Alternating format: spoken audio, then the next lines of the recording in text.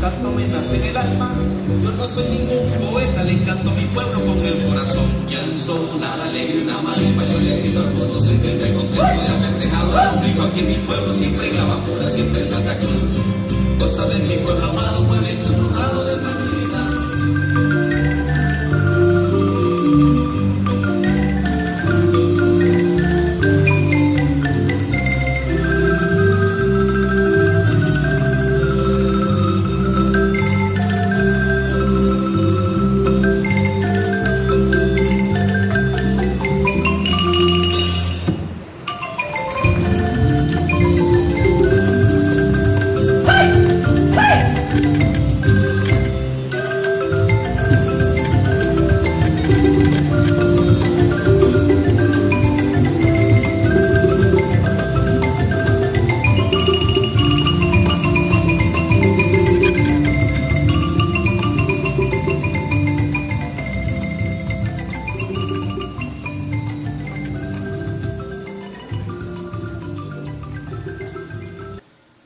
I was able to go from that environment to join the Air Force at the age of 17, where I was able to serve in places like Panama for about 5 years. Went on to work in the telecommunications industry for about 10 years as an executive, and then started my own business about 14 years ago, and finding ways to be able to give back to my community. So I've been blessed in many respects. But what it does tell me is that I'm part of a larger community, a community that has made a difference in this country for a very long time. I'll tell you a little story. The story about General George Washington, oddly enough. General George Washington, after a long and tough and bloody War of Independence, decided to have a victory parade in the 4th of July in 1783 in Philadelphia, Pennsylvania. He invited someone to march alongside him in that victory parade. And the person he invited to march alongside him was General Bernardo de Galvez.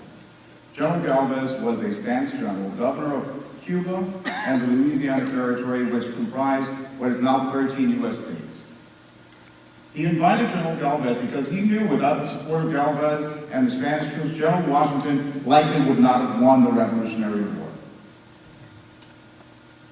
It's okay if you don't know that story, because there are lots of stories missing from our history books.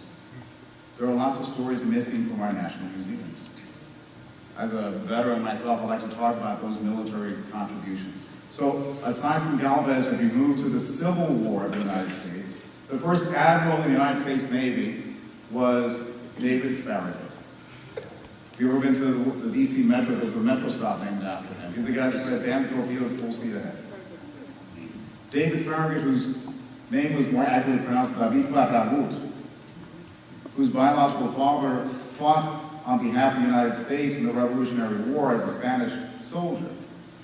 Fast forward to World War I, the first warning shot on behalf of the Americans was fired by Army Sergeant Encarnacion Correa in San Juan Bay.